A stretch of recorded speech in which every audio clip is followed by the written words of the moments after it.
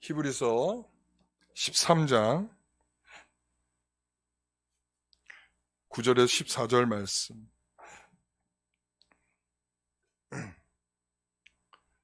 다 찾으셨죠? 우리 함께 봉독하겠습니다. 여러 가지 다른 교훈에 끌리지 말라. 마음은 은혜로서 굳게함이 아름답고 음식으로서 할 것이 아니니 음식으로 말미암아 행하는 자는 유익을 얻지 못하였느니라. 우리에게 제단이 있는데 장막에서 섬기는 자들은 그 제단에서 먹을 권한이 없나니 이는 죄를 위한 짐승의 피는 대제사장에 가지고 성소에 들어가고 그 육체는 영문 밖에서 불사름이라. 그러므로 예수도 자기 피로서 백성을 거룩하게 하려고 성문 밖에서 고난을 받으셨느니라. 그런즉 우리도 그의 치욕을 짊어지고 영문 밖으로 그에게 나아가자. 우리가 여기에는 영구한 도성이 없으므로 장차 올 것을 찾나니. 아멘. 오늘은 영문 밖에서라는 제목으로 말씀을 함께 나누도록 하겠습니다. 우리가 히브리서의 말씀을 우리가 쭉 함께 살폈었죠.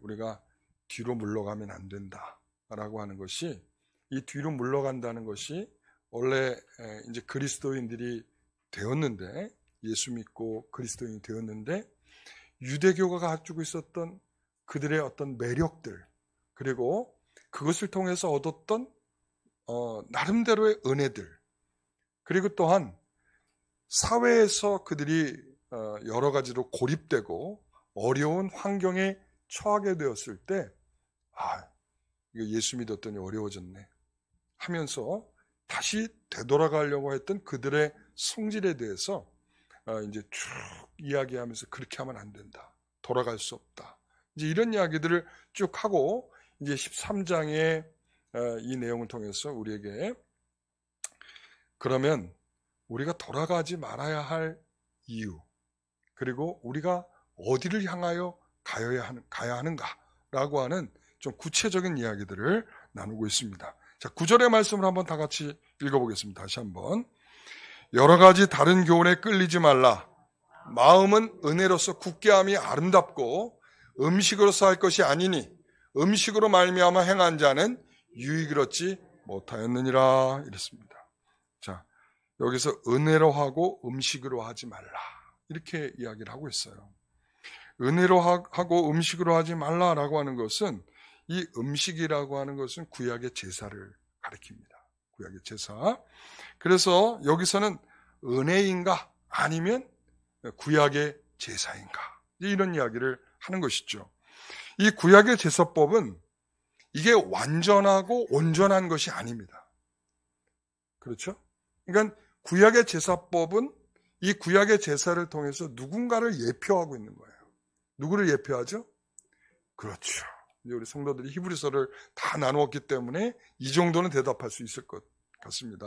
그러니까 그렇죠. 이 구약의 제사의 모든 것들은 우리 예수 그리스도를 예표하고 있는 것이다, 이런 말씀이죠. 자, 그리고 예수께서 앞으로 주인공이 될 것을 구약의 제사법은 예언하고 있는 거예요. 이게 말로써 예언하는 것이 아니라 이제 온전한 그분이 올 것이다 라고 하는 예언을 하고 있는 것입니다. 사람들은 제사법이나 율법을 지킴으로 자신의 신앙을 확인하는 것에 대해서 익숙했던 사람들입니다. 그러니까 무언가 자기가 원인이 되고 또 그 원인이 된 걸 통해서 결과를 얻게 되는, 이제 이런 것에 익숙한 사람들이에요. 이 구약의 율법에 익숙하다라고 하는 것은 바로 그런 거거든요. 원인이 있고 그 원인에 대한 결과를 받게 된다. 그래서 우리가 하나님 앞에 충성스럽게 우리가 열심히 봉사하면 하나님께서 우리에게 복을 주실 것이다 라고 하는 생각은, 이게 어떤 면에서 보면 구약의 율법적 구조 속에 있는 거예요. 왜 그런가? 내가 이렇게 했으니까 이런 결과가 올 것이다 라고 생각을 하는 거죠. 그러니까 원인과 결과가 누구에게 있는 거예요? 예? 내게 있다는 거예요. 내가 열심히 하나님께 봉사했다라고 하는 게 있는 거죠. 자, 그래서 이 히브리서에 나타나는 신앙인들이 그랬단 말이에요. 그들은 어려움에 처했을 때 예표하던 모습으로 자꾸 돌아가려고 했던 마음을 갖고 있어요. 왜요? 지금 예수를 믿었는데 왜 우리가 이렇게 어려운 일을 자꾸 겪는 거지? 라는 거죠. 그러니까 예수를 믿는 일이 우리에게 좀 더 복된 것으로 찾아올 것이라고 하는 것을 기대하고 있는데 생각만치 그렇지 않다는 거야. 오히려 더 어려움만 자꾸 오고 이게 예수님 믿었더니 사회에서도 격리되고 직장도 잃어버리고 그리고 가족들도 나를 외면하고 이런 일들이 벌어지니까 우리가 다시 어디로 돌아가자. 바로 이 구약의 율법으로 다시 돌아가자. 이런 생각을 하는 겁니다. 자, 그래서 10절, 11절 말씀을 같이 한번 읽어볼게요. 우리에게 제단이 있는데 장막에서 섬기는 자들은 그 제단에서 먹을 고난이 없나니 이는 죄를 위한 짐승의 피는 대제사장이 가지고 성소에 들어가고 그 육체는 영문 밖에서 불사름이라. 자, 이것은 이제 이 규례가 어떻게 된 규례인가 하면 이게 이제 저렇게 이야기를 하고 있으면 이게 무슨 말인가 잘 몰라요. 자, 레위기의 말씀을 한번 보도록 하겠습니다. 6장 25절. 자, 아론과 그의 아들들에게 말하여 이르라. 속죄제의 규례는 이러하니라. 속죄제의 제물은 지극히 거룩하니 여호와 앞 번제물을 잡는 것에서 그 속죄제물을 잡을 것이요. 그리고 죄를 위하여 제사 드리는 제사장이 그것을 먹되, 자, 이 부분이 중요해요. 이 죄를 위하여 제사 드리는 제사장이 그것을 먹되 곧 회막들 거룩한 곳에서 먹을 것이며 이랬어요. 자, 여기에서 제사장이 먹는다 그랬어요. 이게 무슨 제사라고 그랬죠? 속죄제라고 그랬어요. 속죄제. 이 속죄제는 1년에 한 차례 드리는 제사를 가리키는 것이 아니고 이 속죄제는 우리가 죄가 있을 때에 하나님께 그 죄를 속죄하기 위한 것을 위해서 제사를 드리는 제사란 말이에요. 이때의 속죄제는 제사장의 수고와 그 노력들을 다 인정해서 뭐 한다고요? 자, 이 제물 가운데에서 얼마를 제사장이 거룩한 곳에서 먹도록 되어 있다. 이런 말이에요. 자, 이해가 되셨죠? 자, 그러면 이제 27절. 그 고기에 접촉하는 모든 자는 거룩할 것이며 그 피가 어떤 옷에든 묻었으면 묻은 그것을 거룩한 곳에 빨 것이요. 그리고 그 고기를 토기에 삶았으면 그 그릇을 깨트릴 것이요. 유기에 삶았으면 그 그릇을 닦고 물에 씻을 것이며 제사장의 남자는 모두 그것을 먹을지니, 자, 뭐라고 그랬어요? 제사장인 남자는 모두 그것을 먹을지니 그것은 지극히 거룩하니라 이랬어요. 자, 어쨌든 이 속죄제는 뭐 한다? 먹는다. 제사장이 먹는다 이 말이에요. 자, 그런데 자, 그다음 30절. 자, 그러나라고 되어 있네요. 그러나 피를 가지고 회막에 들어가 성소에 속죄하게 한 속죄제 제물의 고기는 먹지 못할지니 불사를지니라 이랬어요. 아니 시컷 먹으라고 그래놓고선 이건 또 뭐예요? 지금 이게 속죄제가 두 가지가 있어요. 하나는 뭔가 하면 우리가 좀 전에 제가 말씀드린 어느 때도 우리가 죄를 지었을 때 그것을 속죄하기 위해서 우리가 속죄제를 드린다고 그랬잖아요. 그렇죠? 그러나 1년에 한 차례 대속죄일에 드리는 이 속죄제는 그러나에 해당되는 거예요. 아시겠어요? 그러니까 그렇구나. 대속죄일에 드려지는 속죄제의 제사는 아무도 먹을 수 없어. 어떻게 한다고요? 불태워버린다. 이렇게 돼 있어요. 그렇구나. 이제 이 개념을 이해가 되셨죠? 자, 이제 그러면 다시 이제 10절의 말씀, 11절의 말씀을 다시 한번 읽어볼게요.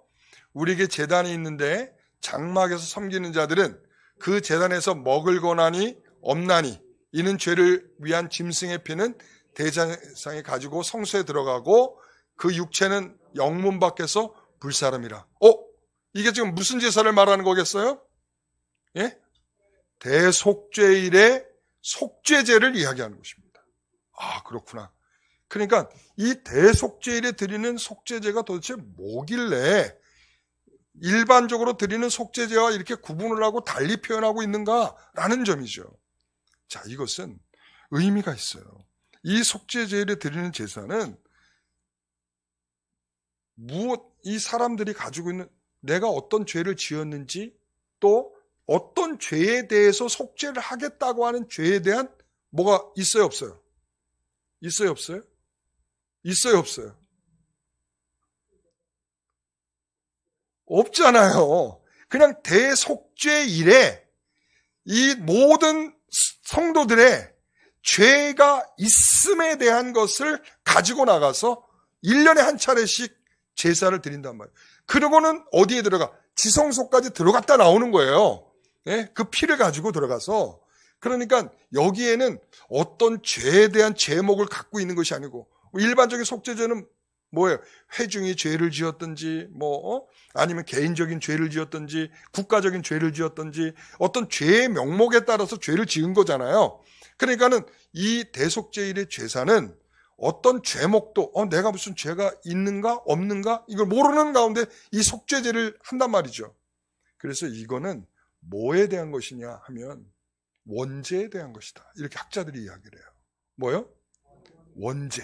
그러니까, 원죄라고 하는 것은 우리가 근본적으로 어떤 죄에 대한 이해가 없잖아요. 그렇죠? 그러니까 우리가 원죄라고 하는 건 우리가 본성적으로 원래 하나님께서 아담 이후에 죄인들에게 갖게 된 이 원죄이란 말이죠. 근데 그 원죄에 대한 이 속죄를 위해서 이 대속죄일이 있었던 것인데, 그러나 근본적으로 이 문제가 해결이 됐느냐 이거죠. 안 됐죠. 이 속죄를 통해서 이 대제사장이 매년마다 들어가 보긴 했지만 하나님과의 직접적인 관계가 회복됐는가? 아니란 말이야. 관계가 회복 안 됐으니까 매년마다 또 들어가야지 하는 거죠. 그러니까 이런 관계가 회복되지도 않고, 그리고 또한 하나님의 어떤 백성으로서의 신분적인 것도 매번 다시 확인이 되어야 되는 그런 상황들이 있는 거죠. 그러니까 이 제물은 그래서 예수님께서 자신이 십자가에서 죽으시고 친히 제단이 되시고 친히 제물이 되시고 친히 제사장이 되셔서 그 제물을 드리시는 이 속죄죄는 그래서 원죄를 포함한 그 죄를 속하기 위한 그런 제사였다라는 것을 말하는 거예요. 그러니까 그 제사는 먹지 말고 다 모여라 그랬어요. 밖으로 가지고 나가서 불사르라 그랬죠. 그러니까 바로 이게 예수님에 대한 예표로서 나타나는 표현이란 말이에요. 자, 히브리서 10장 19절 말씀, 19절 20절 말씀. 자, 뭐라고 그러냐면 예수의 피를 힘입어 성소에 들어갈 담력을 얻었나니, 20절, 그 길은 우리를 위하여 휘장 가운데를 열어놓으신 새로운 살 길이요 휘장은 곧 그의 육체니라 그랬어요. 그러니까 예수님의 피를 힘입어 이제 하나님께 나아갈 담력을 얻었다. 전에는 어떻게 됐어요? 이 관계가 안 됐잖아. 그러니까 매번 이 대속죄일의 속죄를 드려도 누구나 다 하나님께 나아가서 제사할 수가 있어요, 없어요? 없지 않아요. 하나님께 기쁨의 예배를 드리러 지성소까지 들어가야 되는데 여전히 계속적으로 대제사장 외에는 들어갈 수가 없는 상황에 있는 거죠. 자, 그래서 예수님은 우리가 하나님 앞에 들어가는, 하나님과 다시 화목하게 만날 수 있는 일을 만드신 분이에요.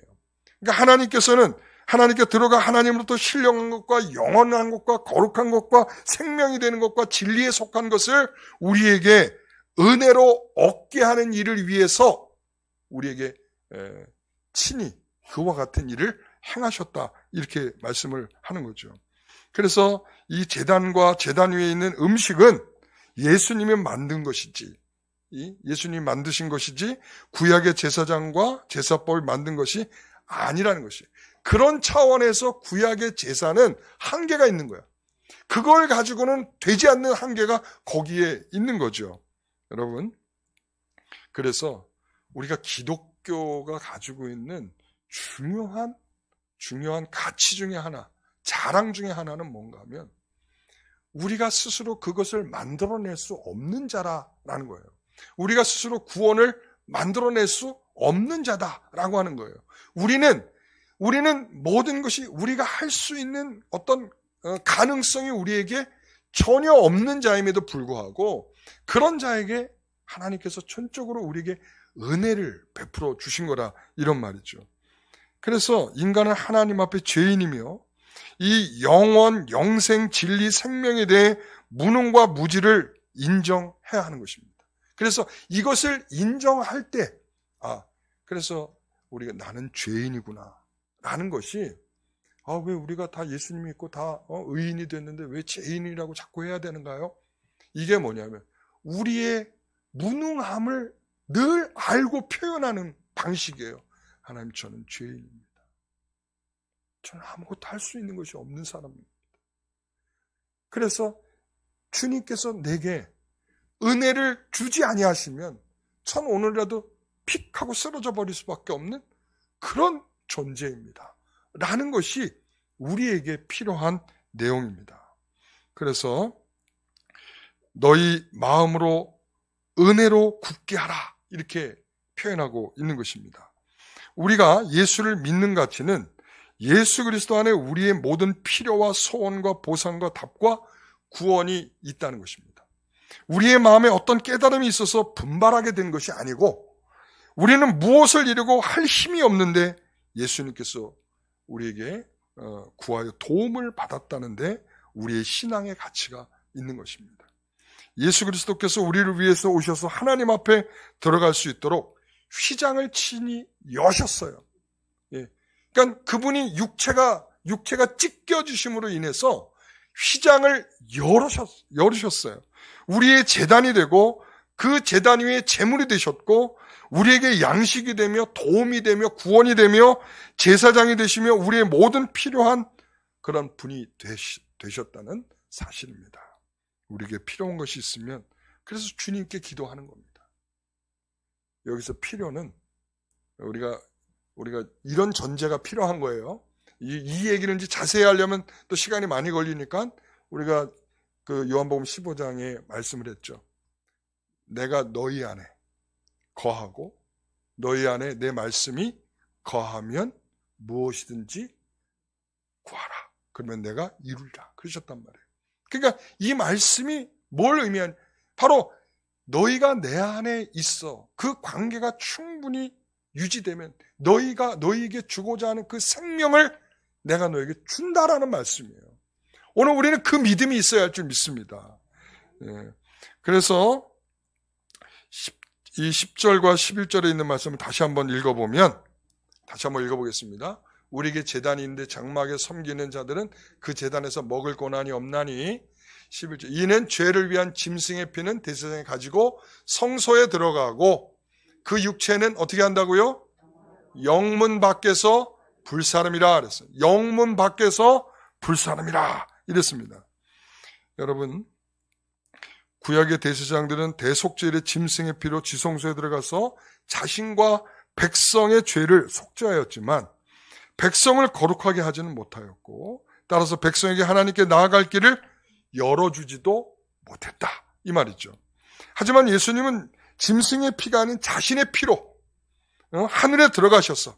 그렇죠? 하늘의 성소에서 그리스도인들을 거룩하게 하셨습니다. 그래서 그리스도인들에게는 하나님께 나아가는 길을 열어주신 겁니다. 이것이 뭐라고요? 은혜라는 거예요. 은혜. 기회를 주셨다. 자, 그래서 우리에게는 뭐가 필요하냐? 성문 밖으로가 필요한 거예요. 성문 밖으로. 오늘 이 얘기를 하려고 지금까지 이야기를 한 거예요. 지금까지. 성문 밖으로 나가라 이거예요. 여기서 중요한 한 가지를 설명합니다. 곧 대제사장 자신께서 성문 밖에서 뭐 했다는 거예요? 고난을 당하셨다 이거예요. 자, 이게 그 육체는 그 고기는 다 어떻게 했다고요? 밖에서 불살랐다 이 말이죠. 지금 그거를 의미하고 있는 거예요. 그러니까 예수님께서는 그 육체를 성문 밖에서 십자가에서 고난을 받고 죽으셨다. 즉 그 말을 하고 있는 것입니다. 그러니까 예수님은 진 밖에서 죽임을 당하신 거예요. 역설적이죠. 진 밖에 있는 자들만이 그 죽음으로 말미암은 유익을 누릴 수 있다라고 지금 말하고 있는 거예요. 그 성 안에와 성 밖을 지금 대조적으로 표현하고 있어요. 성 안은 여전히 율법적인 공간인 거예요. 율법적인 공간. 여전히 자기가 책임지고 자기가 어떤 원인과 결과가 돼서 그 결과를 맞닥뜨려야 하는 그런 공간으로서의 성 안. 그러나 이 성 밖은 무한한 그리스도의 은혜를 통해서 내가 아무것도 할 수 없는 자들이지만 나와 같은 자에게 구원을 베풀어 주시는 그러한 영역으로서의 성 밖이란 말이에요. 여기 진, 박, 성, 박, 영문, 박 이렇게 다 똑같은 표현인 거예요. 이 세 가지가 다. 그래서 이 13절에 같이 한번 읽어봅니다. 그런즉 우리도 그의 치욕을 짊어지고 그렇습니다. 자, 그분이 치욕을 짊어지고 어딜 가셨어요? 영문 밖으로 가셨어요. 자, 우리는 일상적으로 사람들이 어디가 거룩한 곳이라고 생각해요? 성 안을 거룩한 곳이라고 생각을 해요. 제사가 집례되고 그곳은 바로 거룩한 곳이다 이런 생각을 하고 있단 말이에요. 그런데 모든 사람이 생각하는 그런 고정관념을 깨트리면서 어디로 가라는 거예요? 성문 밖으로 가라는 거예요. 거기는 사람들이 가기가 쉽지 않은 공간이에요. 이 골고다라고 하는 이 언덕에 예수님이 십자가에 달리셨잖아요. 그곳은 무덤가예요. 사람들이 부정하다고 해서 그렇게 잘 가는 장소가 아니란 말이죠. 그러니까 이 부정과 수치와 부끄러움과 이런 것들이 가득한 곳이라서 사람들이 그곳에 가기를 오히려 꺼려하는 장소인데 지금 예수님께서는 어디로? 그 밖으로 가라는 거예요. 밖으로. 영문 밖으로.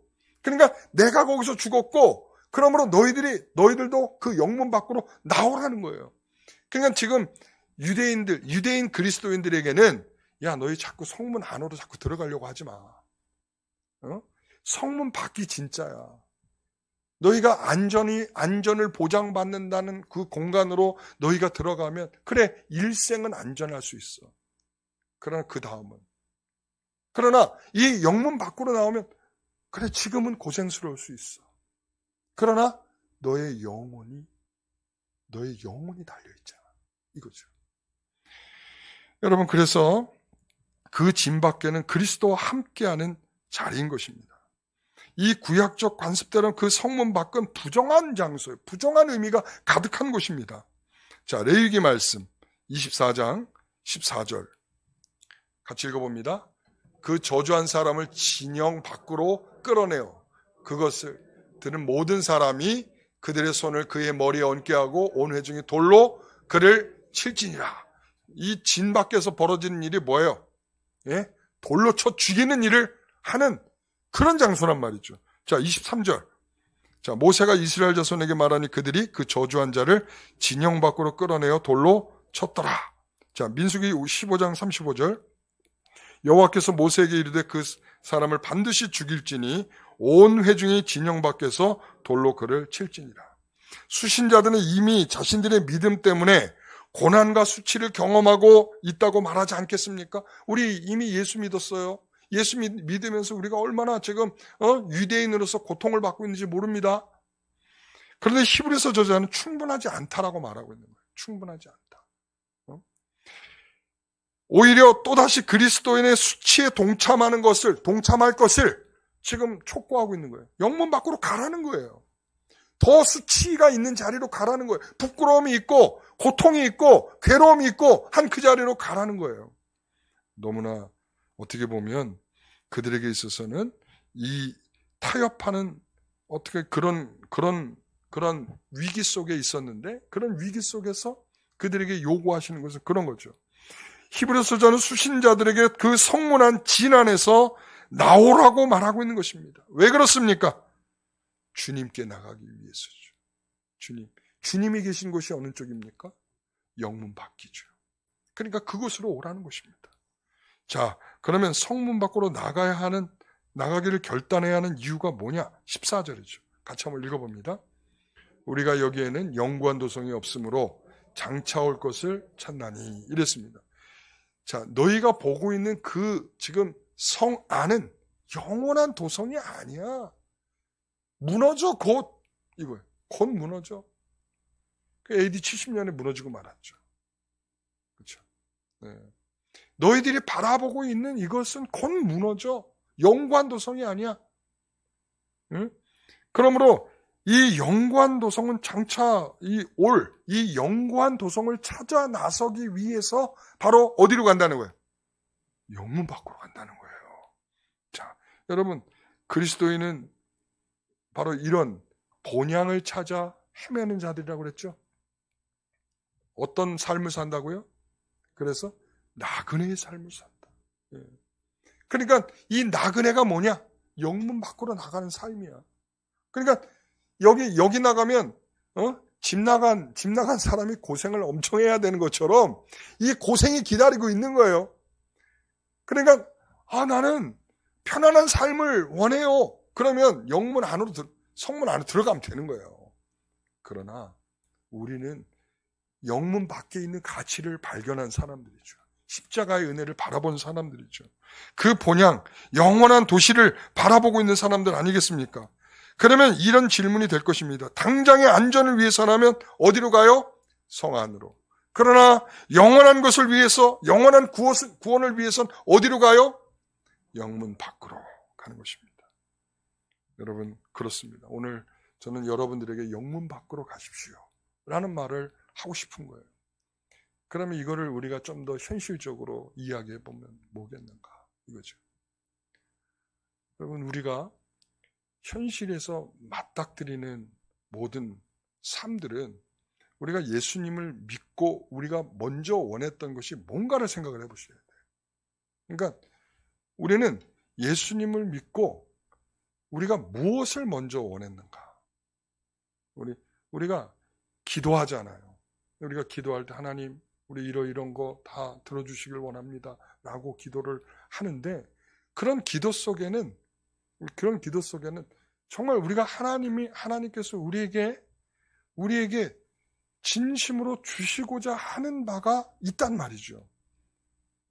그런 은혜를 우리가 찾아 구해야 되는데 우리는 다 어떤 욕심들이 우리는 이 인간이 가지고 있는 이 탐심과 이 본성의 악함은 우리가 고통스럽거나 그리고 또 우리가 뭔가에 대해서 좀 모자라거나 남들의 비교해 봐서 꿀리게 되면 우린 금세 생각이 바뀌는 사람들이에요. 그러니까 아니 저 사람들은 교회 안 다니고도 저렇게 잘 먹고 잘 살고 있는데 우리가 초점이 만약에 잘 먹고 잘 사는 거라면 성문 안으로 가는 거예요. 그렇게 성문 안에는 평안과 안정이 있다니까요. 예? 그러나 성문 밖에는 불안과 불편함과 어떤 고생스러움들이 기다리고 있는 거예요. 그러니까 우리가 예수 믿고 우리가 먼저 생각하고 있는 것을 우리 머릿속에 한번 생각해 보세요. 뭘 생각을 하고 있는지. 평안과 안녕과 안정과 우리가 이걸 생각하고 있다면 우리는 여전히 성문 안을 생각을 하고 있는 성문 안을. 그러나 실제적으로 우리는 성문 밖으로 가야 하고 예수님이 가신 그 길을 가야 한다고 말하고 예수님께서 우리에게 보여주신 그 본을 따라야 한다라고 우리는 말하고 있으면서도 그 실제의 본을 보면서도 우리는 어디로 가려고 하냐면 성문 안으로. 그러니까 이쪽을 바라보면서 저쪽을 가고 있는 것 같은 느낌이에요.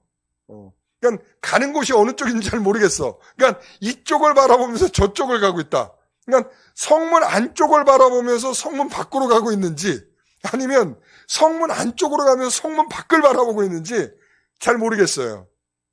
여러분, 우리는 여기에 대한 분명한 우리의 생각들이 필요합니다. 그러므로 왜 내가 예수 믿고 고생스러워야 되느냐? 여기에 대한 질문은 예수님이 우리에게 이미 답을 주셨어요. 우리가 그런 고생스러움이 있으면 차라리 어떻게 해야 될까요? 오히려 우리가 주님의 그 길을 가고 있는구나 생각하면서 오히려 더 기뻐하십시오. 기뻐하시기 바랍니다. 할렐루야. 네. 오늘 그래서 우리가 성 밖으로 나가면 고생이 있다라고 하는 거 알고 있어요. 그런데 우리는 자꾸 성 안을 기웃거리죠. 그래도 뭔가 좀 고물이 떨어지지 않을까? 그래, 내가 이렇게 열심히 뭘 내고 있으면 뭐가 주어지지 않을까? 라고 자꾸 그런 생각을 하죠. 하나님께서 우리에게 필요하다면 주실 거예요. 필요하다면 성공하게 하실 겁니다. 필요하다면 우리에게 정말 우리를 높여주실 거예요. 그런데 그게 우리에게 필요치 않을 때 오히려 이것이 영적으로 망가지고 깨지고 오히려 우리가 가치 없는 인생이 될 수 있기 때문에 하나님 우리에게는 필요치 않기 때문에 우리에게 고생이 주님 안에서 더 낙을 누리는 것이 될 수 있기 때문에 우리가 그런 은혜를 주시는 거죠. 오늘 제가 여러분들에게 복 받으라 못하는 이유가 거기에 있어요. 자, 우리 예수 믿고 복 받으세요 라고 할 때 그 복이라고 하는 개념이 여기서 하나님께 가까이 함이 내게 복이라고 할 때 이 복이라고 하는 개념이 성공, 우리가 생각하는 그런 복과는 거리가 멀다는 거예요.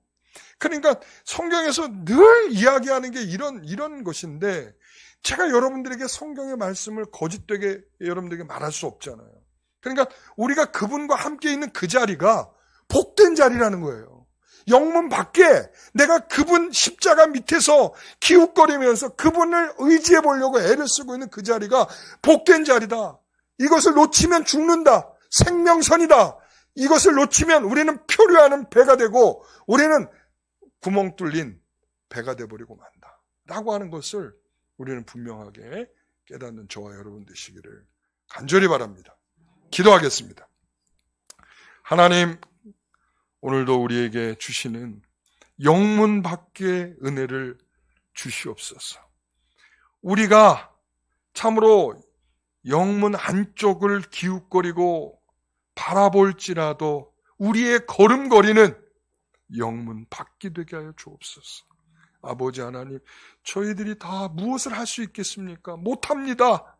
하나님께서 우리에게 은혜를 주시지 아니하면 우리는 한 발짝도 뗄 수 없는 그런 나약한 자들이고 부족한 자들입니다. 주님, 오늘 우리를 그와 같이 인도하여 주옵소서. 예수님의 이름으로 기도드리옵나이다.